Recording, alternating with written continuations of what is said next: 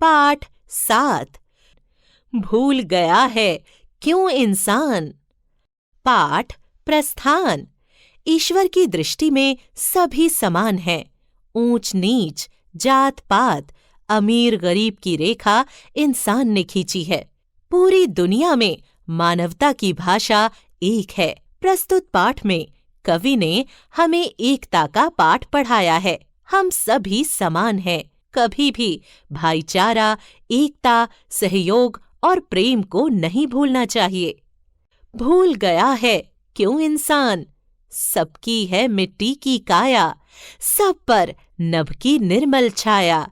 यहाँ नहीं कोई आया है, ले विशेष वरदान। भूल गया है क्यों इंसान।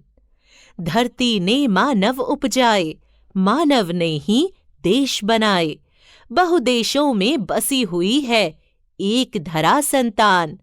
भूल गया है क्यों इंसान।